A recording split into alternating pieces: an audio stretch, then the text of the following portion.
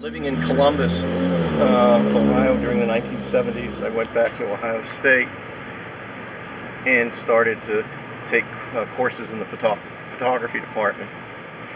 And it was during that time that I saw one of John Bader's first book on diners in the late 70s at a bookstore. And it reminded me so much, looking at the images, of the way I felt in prep school. And so I thought at some point I'd love to go back and track some of these diners down. However, referring to, when I started photography was at during my last hospitalization in Stockbridge. I started to work in the darkroom, and at that time, of course, with my love of the American painters, I thought about combined with my growing up in Youngstown, Ohio, with my Great Lakes palette that I call steel mills and railroads and coal yards and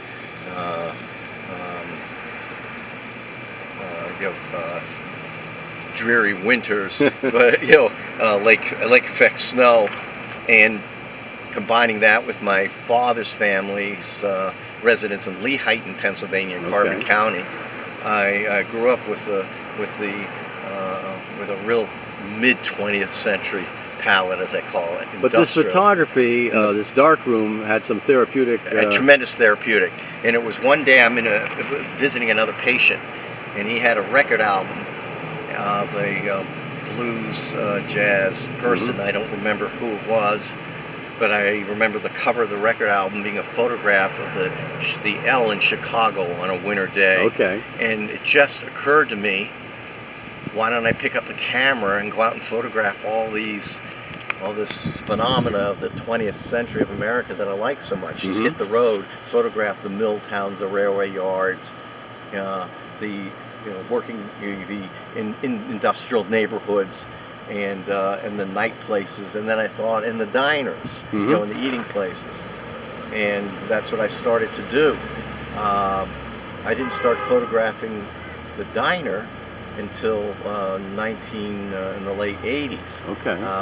I had moved to New Orleans for about 7 years after Columbus, and upon my return to the Northeast, when I moved with my wife to Connecticut, of course, then I was within range, and I started to photograph diners.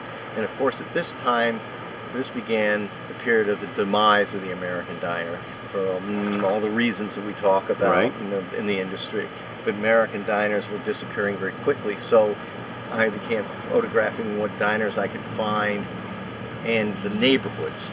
And with my sense of the American manufacturing and this small manufacturing American town and the disappearing of the factory, and coupling this with my sense of the aloneness of the American experience. Well, you felt an immediacy that you had to do something to preserve it or capture it. Yes, I wanted to capture, for myself, what was left, what was happening, so that because I knew they were going quickly. And as the steel mills went in Youngstown, which was my other great love, and as as much of our industrial mid-20th century was going, the diner seemed to be a classic symbol of the American industrial century.